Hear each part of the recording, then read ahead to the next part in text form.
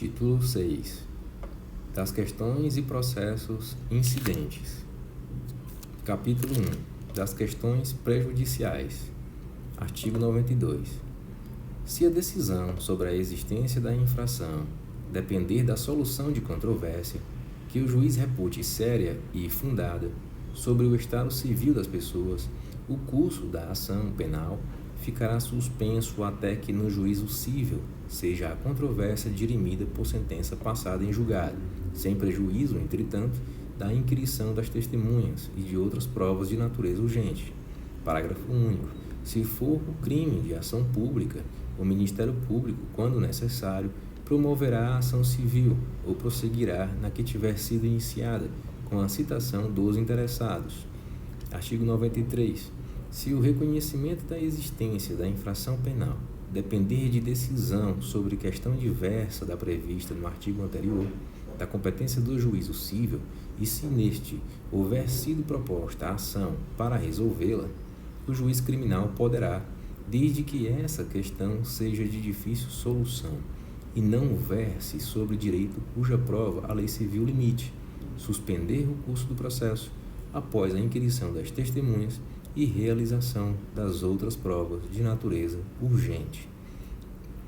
Parágrafo 1º.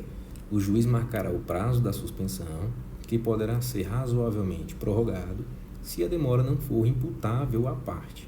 Expirado o prazo, sem que o juiz cível tenha proferido decisão, o juiz criminal deverá prosseguir o processo, retomando sua competência para resolver, de fato e de direito, toda a matéria da acusação ou da defesa. Segundo, do despacho que denegar a suspensão, não caberá recurso. E terceiro, suspenso o processo e tratando-se de crime de ação pública, incumbirá ao Ministério Público intervir imediatamente na causa cível para o fim de prover-lhe o rápido andamento. Artigo 94. A suspensão do curso da ação penal, nos casos dos artigos anteriores, será decretada pelo juiz de ofício ou a requerimento das partes. Capítulo 2. Capítulo 2. Das exceções. Artigo 95. Poderão ser opostas as exceções de 1. Suspeição, 2. Incompetência do juízo, 3. Litispendência, 4. Ilegitimidade de parte, 5. Coisa julgada. Artigo 96. A arguição de suspeição precederá a qualquer outra, salvo quando fundada em motivo superveniente. Artigo 97. O juiz que espontaneamente afirmar suspeição deverá fazê-lo por escrito, declarando o motivo legal, e remeterá imediatamente o processo ao seu substituto, intimadas as partes. Artigo 98. Quando qualquer das partes pretender recusar o juiz, deverá fazê-lo em petição assinada por ela própria ou por procurador com poderes especiais, aduzindo as suas razões acompanhadas de prova documental ou do rol de testemunhas. Artigo 99. Se reconhecer a suspeição, o juiz sustará a marcha do processo. Mandará juntar aos autos a petição do recusante com os documentos que a instruam e, por despacho, se declarará suspeito, ordenando a remessa dos autos ao substituto. Artigo 100. Não aceitando a suspeição, o juiz mandará autuar em apartada a petição, dará sua resposta dentro em 3 dias, podendo instruí-la e oferecer testemunhas, e em seguida determinará sejam os autos da execução remetidos, dentro em 24 horas, ao juiz ou tribunal a quem competir o julgamento. Parágrafo 1º. Reconhecida preliminarmente a relevância da arguição, o juiz ou tribunal, com citação das partes, marcará dia e hora para a inquirição das testemunhas, seguindo-se o julgamento independentemente de mais alegações. Segundo, se a suspeição for de manifesta improcedência, o juiz ou relator a rejeitará liminarmente. Artigo 101. Julgada procedente a suspeição, ficarão nulos os atos do processo principal, pagando o juiz as custas, no caso de erro inexcusável. Rejeitada, evidenciando-se a malícia do excipiente, A este será imposta a multa de R$ 200.000 a 2 contos de réis. Artigo 102. Quando a parte contrária reconhecer a procedência da arguição, poderá ser sustado, a seu requerimento, o processo principal, até que se julgue o incidente da suspeição. Artigo 103.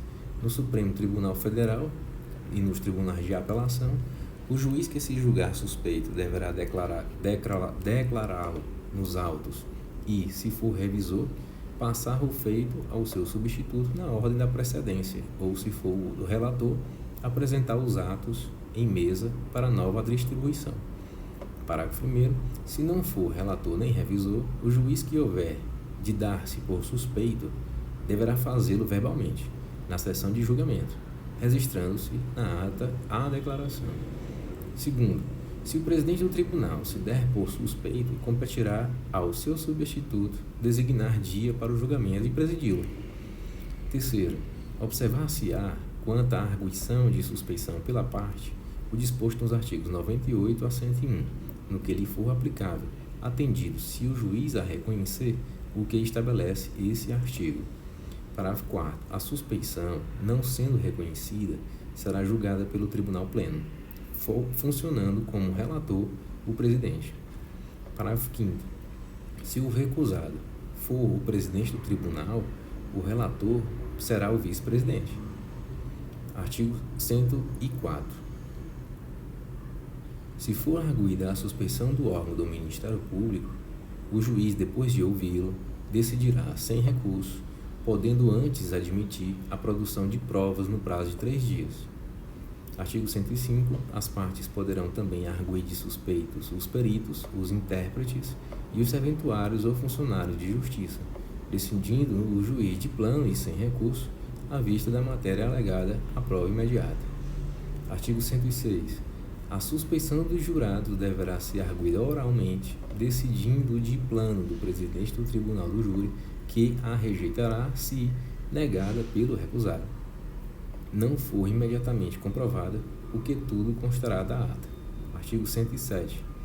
Não se poderá opor suspeição às autoridades policiais nos atos do inquérito, mas deverão elas declarar-se suspeitas quando ocorrer motivo legal.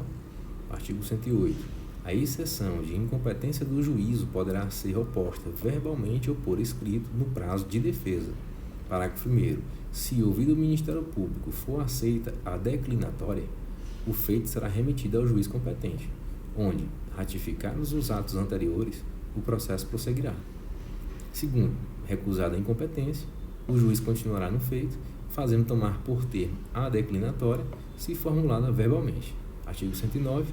Se em qualquer fase do processo o juiz reconhecer motivo que o torne incompetente, declará-lo-á nos autos, haja ou não alegação da parte, prosseguindo-se na forma do artigo anterior. Artigo 110. Nas exceções de litispendência e legitimidade de parte e coisa julgada, será observado no que lhes for aplicável o disposto sobre exceção de incompetência do juízo. Parágrafo 1º. Se a parte houver de opor mais de uma dessas exceções, deverá fazê-lo numa só petição ou articulado.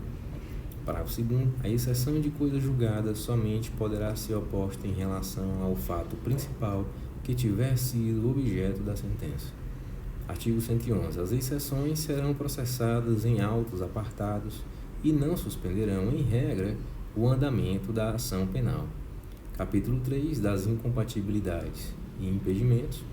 O artigo 112 diz que o juiz, o órgão do Ministério Público, os serventuários ou funcionários de justiça e os peritos ou intérpretes abster-se-ão de servir no processo quando houver incompatibilidade ou impedimento legal, que declararão nos autos. Se não se der a abstenção, a incompatibilidade ou impedimento poderá ser arguído pelas partes, seguindo-se o processo estabelecido para a exceção de suspeição. Capítulo 4. Do conflito de jurisdição. Artigo 113. As questões atinentes à competência resolver-se-ão não só pela exceção própria, como também pelo conflito positivo ou negativo de jurisdição. Artigo 114. Haverá conflito de jurisdição quando duas ou mais autoridades judiciárias se considerarem competentes ou incompetentes para conhecer do mesmo fato criminoso, quando entre elas surgir controvérsia sobre unidade de juízo, junção ou separação de processos. Artigo 115. O conflito poderá ser suscitado pela parte interessada, pelos órgãos do Ministério Público junto a qualquer dos juízos em dissídio ou qualquer dos juízes ou tribunais em causa. Artigo 116. Os juízes e tribunais, sob a forma de representação, e a parte interessada, sob a de requerimento, darão parte escrita e circunstanciada do conflito perante o tribunal competente, expondo os fundamentos e juntando os documentos comprobatórios. Parágrafo 1º. Quando negativo o conflito, os juízes e tribunais poderão suscitá-lo nos próprios autos do processo. Parágrafo 2º. Distribuído o feito, se o conflito for positivo, o relator poderá determinar imediatamente que se suspenda o andamento do processo. Parágrafo 3º. Expedida ou não a ordem de suspensão, o relator requisitará informações às autoridades em conflito, remetendo-lhes cópia do requerimento ou representação. Parágrafo 4º. As informações serão prestadas no prazo marcado pelo relator. Parágrafo 5º. Recebidas as informações e depois de ouvido o Procurador-Geral, o conflito será decidido na primeira sessão, salvo se a instrução do feito depender de diligência. Parágrafo 6º. Proferida a decisão, as cópias necessárias serão remetidas para a sua execução às autoridades contra as quais tiver sido levantado o conflito ou que o houverem suscitado. Artigo 117 diz que o Supremo Tribunal Federal, mediante avocatória, restabelecerá a sua jurisdição, sempre que exercida por qualquer dos juízes ou tribunais inferiores. Capítulo 5. Da restituição das coisas apreendidas. Diz o artigo 118, antes de transitar em julgado a sentença final, as coisas apreendidas não poderão ser restituídas enquanto interessarem ao processo. Artigo 119, as coisas a que se referem os artigos 74 e 100 do Código Penal não poderão ser restituídas, mesmo depois de transitar em julgado a sentença final, salvo se pertencerem ao lesado ou a terceiro de boa fé. 120. A restituição, quando cabível, poderá ser ordenada pela autoridade policial ou juiz, mediante termo nos autos, desde que não exista dúvida quanto ao direito do reclamante. Parágrafo 1º. Se duvidoso esse direito, o pedido de restituição autuar-se-á em apartado, assinando-se ao requerente o prazo de 5 dias para a prova. Em tal caso, só o juiz criminal poderá decidir o incidente. Parágrafo 2º. O incidente autuar-se-á também em apartado e só a autoridade judicial o resolverá. Se as coisas forem apreendidas em poder de terceiro de boa-fé, que será intimado para alegar e provar o seu direito, em prazo igual e sucessivo ao do reclamante, tendo um e outro 2 dias para arrazoar. Parágrafo 3º. Sobre o pedido de restituição, será sempre ouvido o Ministério Público.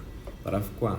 Em caso de dúvida sobre quem seja o verdadeiro dono, o juiz remeterá as partes para o juízo cível, ordenando o depósito das coisas em mãos do depositário ou do próprio terceiro, que as detinha, se for pessoa idônea.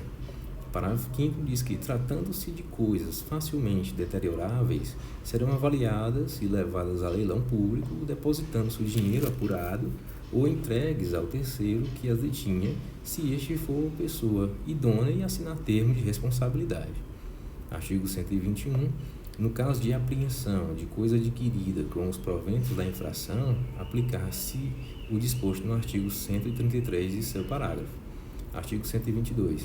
Sem prejuízo do disposto no artigo 120, as coisas apreendidas serão alienadas nos termos do disposto no artigo 133 deste Código. Parágrafo único. Artigo 123. Fora dos casos previstos nos artigos anteriores, se, dentro do prazo de 90 dias, a contar da data em que transitar em julgado a sentença final, condenatória ou absolutória, os objetos apreendidos não forem reclamados ou não pertencerem ao réu, serão vendidos em leilão, depositando-se o saldo à disposição do juízo de ausentes. Artigo 124. Os instrumentos do crime, cuja perda em favor da União for decretada, e as coisas confiscadas, de acordo com o disposto no artigo 100 do Código Penal, serão inutilizados ou recolhidos a museu criminal, se houver interesse na sua conservação. Artigo 124-A. Na hipótese de decretação de perdimento de obras de arte ou de outros bens de relevante valor cultural ou artístico, se o crime não tiver vítima determinada, poderá haver destinação dos bens a museus públicos. Capítulo 6 das medidas assecuratórias. Artigo 125. Caberá o sequestro dos bens imóveis adquiridos pelo indiciado com os proventos da infração, ainda que já tenham sido transferidos a terceiro. Artigo 126. Para a decretação do sequestro, bastará a existência de indícios veementes da proveniência ilícita dos bens. Artigo 127. O juiz de ofício, a requerimento do Ministério Público ou do ofendido, ou mediante representação da autoridade policial, poderá ordenar o sequestro em qualquer fase do processo ou ainda antes de oferecida a denúncia ou queixa. Artigo 128.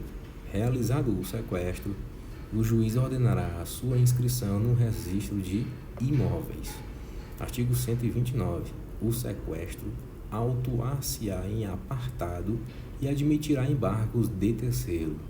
Artigo 130. O sequestro poderá ainda ser embargado pelo acusado sob o fundamento de não terem os bens sido adquiridos com os proventos da infração, pelo terceiro, a quem houverem os bens sido transferidos a título oneroso sob o fundamento de tê-los adquirido de boa fé. Parágrafo único. Não poderá ser pronunciada decisão nesses embargos antes de passar em julgado a sentença condenatória. Artigo 131. O sequestro será levantado, inciso 1, se a ação penal não for intentada no prazo de 60 dias, contado da data em que ficar concluída a diligência. 2. Se o terceiro, a quem tiverem sido transferidos os bens, prestar caução que assegure a aplicação do disposto no artigo 74, inciso 2, alínea B, segunda parte do Código Penal. Inciso 3. Se for julgada extinta a punibilidade ou absolvido o réu por sentença transitada em julgado. Artigo 132.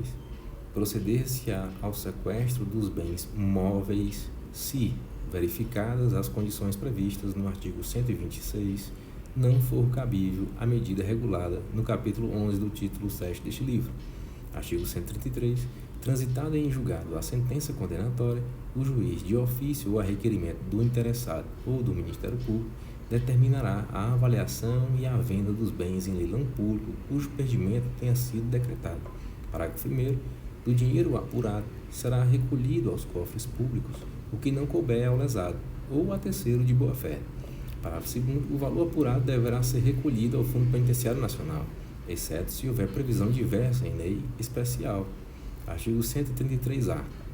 O juiz poderá autorizar, constatado o interesse público, a utilização de bem sequestrado, apreendido ou sujeito a qualquer medida assecuratória pelos órgãos de segurança pública previsto no artigo 144 da Constituição Federal, do Sistema Prisional, do Sistema Socioeducativo, da Força Nacional de Segurança Pública e do Instituto Geral de Perícia, para o desempenho de suas atividades. Parágrafo 1º. O órgão de segurança pública participante das ações de investigação ou repressão da infração penal que ensejou a constrição do bem terá prioridade na sua utilização. Parágrafo 2º. Fora das hipóteses anteriores, demonstrado o interesse público, o juiz poderá autorizar o uso dos bens pelos demais órgãos públicos. Parágrafo 3º.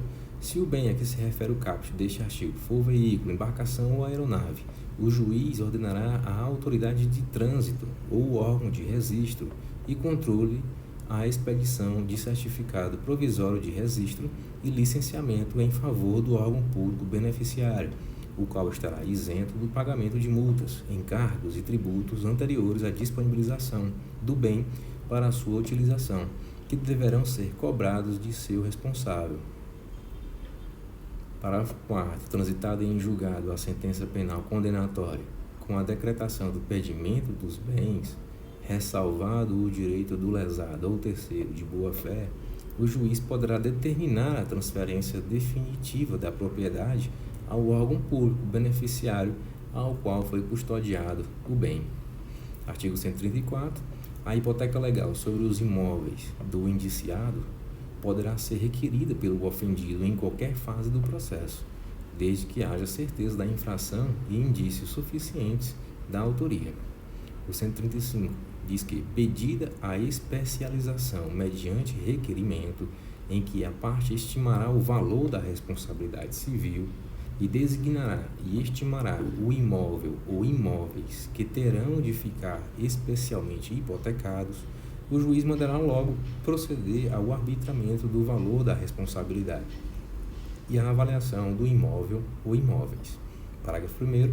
A petição será instruída com as provas ou indicação das provas em que se fundará a estimação da responsabilidade, com a relação dos imóveis que o responsável possuir, se outros tiver além dos indicados no requerimento, e com os documentos comprobatórios do domínio.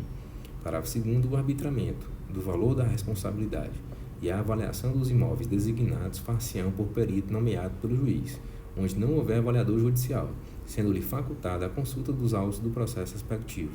Terceiro, o juiz, ouvidas as partes no prazo de 2 dias, que correrá em cartório, poderá corrigir o arbitramento do valor da responsabilidade, se lhe parecer excessivo ou deficiente. Quarto, o juiz autorizará somente a inscrição da hipoteca do imóvel ou imóveis necessários à garantia da responsabilidade. Quinto, o valor da responsabilidade será liquidado definitivamente após a condenação, podendo ser requerido novo arbitramento se qualquer das partes não se conformar com o arbitramento anterior à sentença condenatória. Parágrafo 6º. Se o réu oferecer caução suficiente em dinheiro ou em títulos de dívida pública pelo valor de sua cotação em bolsa, o juiz poderá deixar de mandar proceder à inscrição da hipoteca legal. O artigo 136 diz que o arresto do imóvel poderá ser decretado de início, revogando-se, porém, se no prazo de 15 dias não for promovido o processo de inscrição da hipoteca legal. Artigo 137. Se o responsável não possuir bens imóveis ou os possuir de valor insuficiente, poderão ser arrestados bens móveis suscetíveis de penhora, nos termos em que é facultada a hipoteca legal dos imóveis.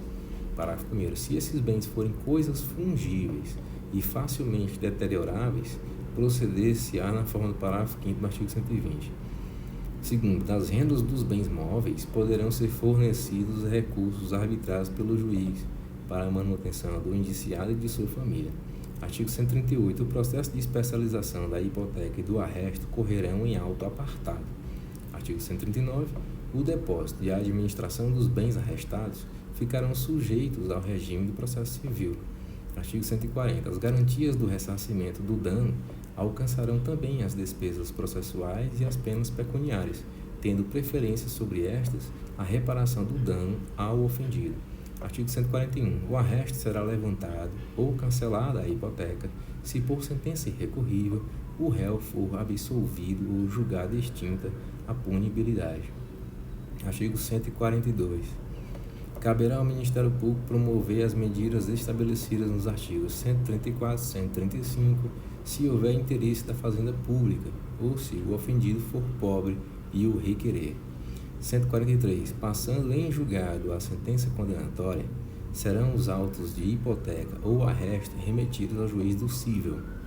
144. Os interessados, ou nos casos do 142, o Ministério Público poderão requerer no juízo cível contra o responsável civil as medidas previstas no 134, 136 e 137. 144-A. O juiz determinará a alienação antecipada para a preservação do valor dos bens, sempre que estiverem sujeitos a qualquer grau de deterioração ou depreciação, ou quando houver dificuldade para sua manutenção. Parágrafo 1º. O leilão far-se-á preferencialmente por meio eletrônico. Parágrafo 2º. os bens deverão ser vendidos pelo valor fixado na avaliação judicial ou por valor maior. Não alcançado o valor estipulado pela administração judicial, será realizado novo leilão, em até 10 dias contados da realização do primeiro, podendo os bens ser alienados por valor não inferior a 80% do estipulado da avaliação judicial. Parágrafo 3º. O produto da alienação ficará depositado em conta vinculada ao juízo até a decisão final do processo, procedendo-se à sua conversão em renda para a União, Estado ou Distrito Federal. No caso de condenação ou no caso de absolvição, a sua devolução ao acusado. Parágrafo 4º. Quando a indisponibilidade recair sobre dinheiro, inclusive moeda estrangeira, títulos, valores mobiliários ou cheques emitidos como ordem de pagamento, o juízo determinará a conversão do numerário apreendido em moeda nacional corrente e o depósito das correspondentes quantias em conta judicial. Parágrafo 5º. No caso de alienação de veículos, embarcações ou aeronaves, o juiz ordenará à autoridade de trânsito ou ao equivalente órgão de registro e controle a expedição de certificado de registro e licenciamento em favor do arrematante, ficando este livre do pagamento de multas, encargos, tributos anteriores, sem prejuízo da execução fiscal em relação ao antigo proprietário. Parágrafo 6º. O valor dos títulos da dívida pública, das ações das sociedades e dos títulos de crédito negociáveis em bolsa será o da cotação oficial do dia, provada por certidão ou publicação no órgão oficial. Capítulo 7 do incidente de falsidade. Arguida, artigo 145. Arguida por escrito a falsidade de documento constante dos autos, o juiz observará o seguinte processo. Primeiro, mandará autuar em apartado a impugnação e, em seguida, ouvirá a parte contrária, que no prazo de 48 horas oferecerá resposta. Segundo, assinará o prazo de 3 dias, sucessivamente, a cada uma das partes, para a prova de suas alegações. E terceiro, concluídos os autos, poderá ordenar as diligências que entender necessárias. E quarto, se reconhecida a falsidade por decisão irrecorrível, mandará desentranhar o documento e remetê-lo com os autos do processo incidente ao Ministério Público. Artigo 146. A arguição de falsidade feita por procurador exige poderes especiais. 147. O juiz poderá, de ofício, proceder à verificação da falsidade. 148. Qualquer que seja a decisão, não fará coisa julgada em prejuízo de ulterior processo penal ou civil. Capítulo 8. Da insanidade mental do acusado. Quando houver dúvida sobre a integridade mental do acusado, o juiz ordenará, de ofício ou a requerimento do Ministério Público, do defensor, do curador, do ascendente, descendente, irmão ou cônjuge do acusado, seja este submetido a exame médico legal. Parágrafo 1º. O exame poderá ser ordenado ainda na fase do inquérito, mediante representação da autoridade policial ou ao juiz competente. Parágrafo 2º. O juiz nomeará curador ao acusado quando determinar o exame, ficando suspenso o processo, se já iniciada a ação penal, salvo quanto às diligências que possam ser prejudicadas pelo adiamento. Artigo 150. Para o efeito do exame, o acusado, se estiver preso, será internado em manicômio judiciário, onde houver, ou, se estiver solto e o requererem os peritos, em estabelecimento adequado que o juiz designar. Parágrafo 1º. O exame não durará mais de 45 dias, salvo se os peritos demonstrarem a necessidade de maior prazo. Parágrafo 2º. Se não houver prejuízo para a marcha do processo, o juiz poderá autorizar que sejam os autos entregues aos peritos para facilitar o exame. 151. Se os peritos concluírem que o acusado era, ao tempo da infração, irresponsável nos termos do artigo 22 do Código Penal, o processo prosseguirá com a presença do curador. Artigo 152. Se verificar que a doença mental sobreveio à infração, o processo continuará suspenso até que o acusado se restabeleça, observado o parágrafo 2º do artigo 149. Parágrafo 1º. O juiz poderá, nesse caso, ordenar a internação do acusado em manicômio judiciário ou em outro estabelecimento adequado. Parágrafo 2º. O processo retomará o seu curso, desde que se restabeleça o acusado, ficando-lhe assegurada a faculdade de reinquirir as testemunhas que houverem prestado depoimento sem a sua presença. Artigo 153. O incidente da insanidade mental processar-se-á em auto apartado, que só depois da apresentação do laudo será apenso ao processo principal. 154. Se a insanidade mental sobrevier no curso da execução da pena, observar-se-á o disposto no artigo 682.